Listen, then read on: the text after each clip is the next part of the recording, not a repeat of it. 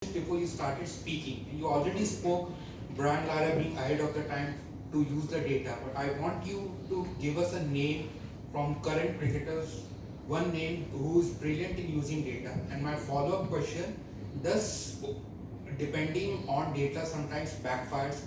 It could be an anecdote from your playing days or from your broadcasting days. Okay. Wow. Okay. That's Over analyzing of data and it has yeah. backfired. Yeah. One anecdote. So, I mean, I would say Runner is Sawan, but you wanted modern day current cricketers, right? I would say Karen Pollard is a guy, and I'm talking, West Indian centric. Karen Pollard is a guy who you see come and bat at the latter stages of a T20 game to finish a match. But he's a guy that looks at the numbers. He's a guy that works out bowlers and understands bowlers, what their strengths are at different stages of the game. So he will know what a Harshal Patel will do. He'll know, what a Jasprit Bumrah might try to do. He will talk about these things very openly, and that is why he's been so successful finishing the innings majority of times. I mean, albeit he's got that additional asset of his power, his reach, his size, but there's a lot of thought behind what he does as a batter, and it has worked to his advantage. And he's one of the players who started playing T20 cricket during the Stanford T20 era. I don't know if you all would recall that era of T20 cricket just prior to the IPL. So Karen Pollard was first picked by me to play in that Stanford tournament. And we picked Pollard primarily out of club cricket because he was one of the few guys in Trinidad and Tobago who struck the ball in the V's with power, right? And I've followed his story. I played alongside him for a long period of time. He's a player that looks at the numbers. He's a player that tries to process the numbers, and he uses that to his advantage, not only as a batter, but as a captain. And he uses that even in the Caribbean Premier League.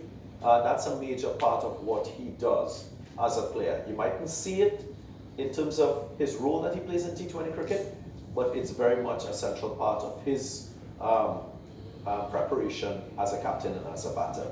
And then your second part of the question was, any example of that going horribly wrong? Well, there are numerous examples during my playing time, and this might sound very funny to you all.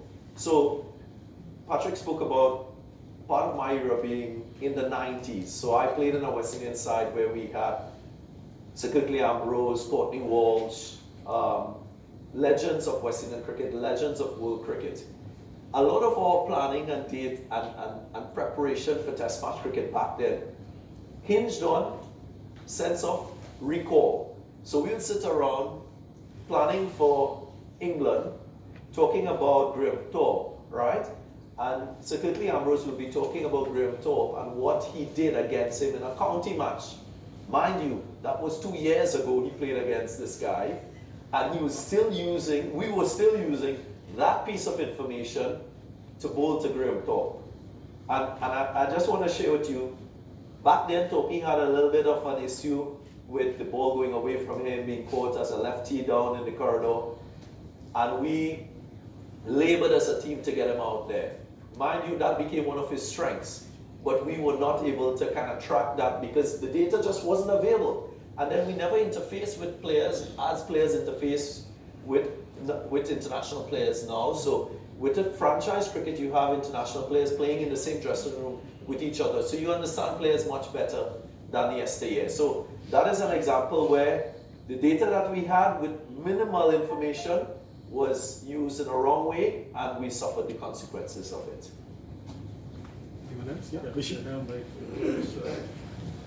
It's a fairly simple one for Daren. It's numbers and analytics. Do you think someone like Rohit Sharma, captain of Mumbai Indians, would have seen Kohli was dismissed for 12 times single digit against Mumbai Indians? Do you think he would have looked at a record like that? There are different elements to it, the front foot, the king to keeper or backward. Early ball was full shot, the left arm seamer and all. Do you think captains look at all this? Of course, most definitely. It's a major part of IPL franchise setup. I mean, Freddie is here as well. I mean, we interface with the players, with the support staff as well. That is a central part of a team's preparation before they go to play.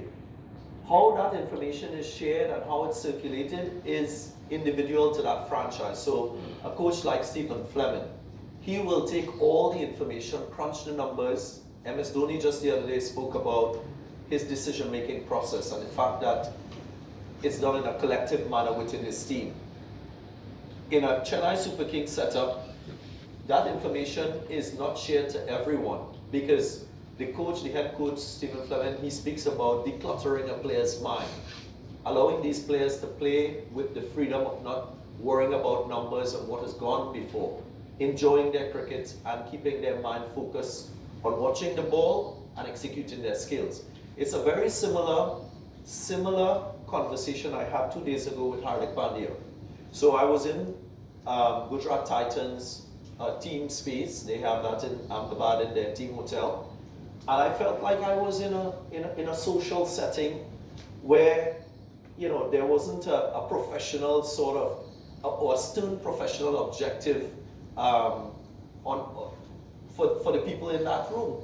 It was so family oriented, so relaxed, you know, treating each other with so much respect, very conversational, and it's very much what Hardik Pandya told me. He said, what I try to do as a captain is to take away the stress of trying to win a match and just allow the players to enjoy themselves. He says he doesn't even talk to these players about these players being dropped. He is always supporting these players and telling these players that, listen, you just go and enjoy your cricket, have fun. This is what we're trying to achieve. If it doesn't happen, that's fine. And he's created a relaxed environment, and look at the success that they're enjoying. So the information is there. Some franchises will share it with everyone and have a more intense environment, whereas the leadership in others will kind of, I would say, govern that to a large extent. It is not an exact science, so whatever works for you and the players and the support staff and the outcomes that you've enjoyed before, I guess that's a combination that you've got to decide as a collective. We have time for one more question. Anyone else? Yes, and then Thomas, last question. What do you think are the biggest sort of strategic advances in the game since you retired? Well, it has to be about players and their proficiencies. I think with information, what it has done, it has allowed players to focus on their areas of deficiency. I can give you an example. Growing up playing first-class cricket in the 90s, a lot of what you knew about yourself had to do with what you saw on television and that video analytics process that transpired. And many of the times you were still learning about yourself as a player, with of course the support of a coach, but you never had the empirical data to support that. And it was just not available. So if I'm to put myself back in the 1990s with the information that I have now, I'd known that I got out majority of times LBW with that delivery that pitches just outside your stump, dips back and hits the top of leg stump. Now if you watch cricket internationally, that is a delivery that'll get 90% of batters out. And that information was not readily available. So all the time you're trying to think if your foot was in the right position, you don't have the information in front of you. You're thinking about nicking the ball down to the slip cordon. But if I was in this era, I would know exactly what I was doing as a player, and I would be able to be more focused on developing aspects of my game to become better all round. That's one. And then the second thing is looking at the opposition and knowing exactly what the opposition players do, so that you would stay ahead of the 8 ball to be in an advantageous position to perform. We have room for 2 more questions? Sure. Yeah, Vish. Jiku? Daren, how much of all this data and all those details curb the natural ability of a player? Oh, that's a very good question. So again, it has to be with that player and that decision-making process that the player makes with regard to his or her game. It is not something you can address with a broad brush, because you look at players from different parts of the world. Players are developed based on their coaching infrastructure that they have within their jurisdictions. So you look at West Indian players, the infrastructure is not so regimented. West Indian players are instinctive type cricketers. They're not players who go through a structure of an academy from grassroots program to the elite level to high performance. You look at a player from England will go through that type of process. So they're very coached in their style and their approach to the game. And I'm not discriminating in one way or the other. That's just the landscape that you're dealing with. In India here as well, you have so many natural cricketers who come through from nowhere without any formal sort of coaching. And then when you find them, you have to polish them in a certain way. You have to now govern the information that you share with these players because you don't want to take away from the individuality of the players. And just to drive home the point, and this is information that I'm aware of because I've been part of Cricket West Indies coaching development program. And while we were developing that certification program and development program, we were liaising with the ECB and their head of coaching there. What they have done and transformed in the recent past, maybe the last 5 or 6 years, they have shifted their coaching methodology from being sort of coached and instructional to being very outcome-based, which is very much the Australian model. So the Australians, if they want to teach you a cover drive, they will just throw a full ball to you outside the off stump, if you're a little kid, and say, hit the ball in this region. They're not talking about you stepping your front foot to the pitch of the ball, getting your elbow to the ball and getting a nice fluent swing. They're more outcome-based. And I think the world is going into more outcome-based coaching, which is preserving the natural individual element of the player. We have time for one last question. Thomas? Yeah, actually, Daren, I just split that. One is about you personally as a commentator. Now, when you see the sheer amount of info that suppose on a daily basis you have an IPL game, you have 22 players playing and you have all the other players, and then you say you've got these big talkings. And then on a daily basis you're having to basically spew out engaging as well as data oriented. Like there are guys who are very predictable in how they speak, like Ravi Shastri. But as far as you're concerned, you said you marry the two. But the sheer amount of data that you're dealing with must be immense. So on a day-to-day basis, every day you got a new team, you got new players, you're sitting and wallowing in a huge bunch of info. How the hell do you just? It's just thinking about it is exhausting. Well, it is, to me, the greatest challenge of broadcasting today. The one thing that you don't want to do is not be prepared. So you have no choice but to go through that data and to understand that data. Find your own way of having that data at your fingertips, however you do it. I have little cheap notes that I write, that I have with me while I do commentary, and it helps me and it supports me. We have support in that of a statistician who sits beside us on commentary. So he guides us with those landmark moments and the information that has to be said during those times. But the other challenge to that is the fact that when you're doing commentary, for example in the IPL, you're doing commentary with 3 persons too. So on top of all that information and all the different things that you might want to say, the window of opportunity is a very small window of opportunity because you have sponsor obligations, you have 2 other persons who are talking. So that to me is the essence of good commentary. How do you prepare yourself with all that information, but time the use of that information with the event that is unfolding out in the middle? That is where great commentary exists, in my opinion. And commentators, we're all guilty of it. Sometimes we give too much data. Sometimes we're too much relaxed on the other side of the spectrum where we're not sharing that information. But the truth is, remember, the target audience that we're dealing with is not one-dimensional. They're not numbers junkies. Some persons are just listening and following the game for enjoyment and entertainment. So they want to hear someone who is very easy on the air, not with too many technical details. So that is why you have a commentary panel that is so diverse, because it targets the different segments within a market to keep everyone happy. Just one last. when you talk about Gujarat Titans, now they're owned by a private equity fund.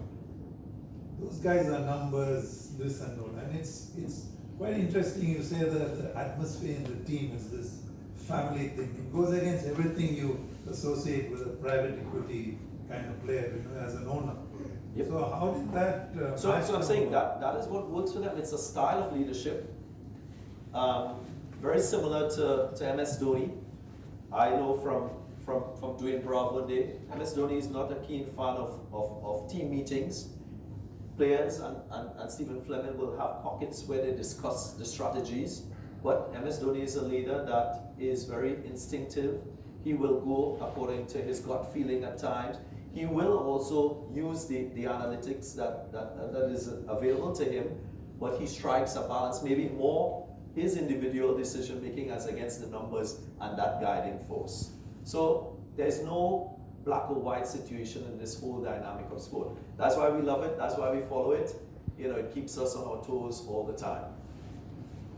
Okay, we have time for one last. Nilesh wanted to ask former India cricketer who's the director of this institute. He wanted to ask. Hi, Daren. One small question. What is the sweet spot? So the sweet spot is that area in the bat, right?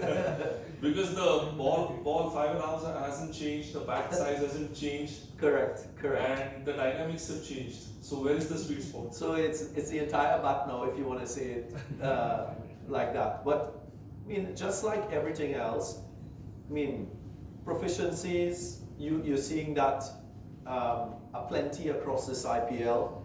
The same with the gear manufacturers, the balls, the bats, the way they go about making these bats. Sometimes they take No, I mean by sweet spot of the technology, data analytics usage. Is it overused, underused in that context of the sweet spot? Because as he said, Ashish Nehra doesn't use any statistics.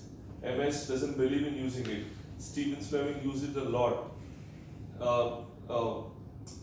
The coach of Gujarat Titans, Ashu, and this guy, Gary Grusson, believes in data. Yep. So how do you find the sweet spot between that is a key.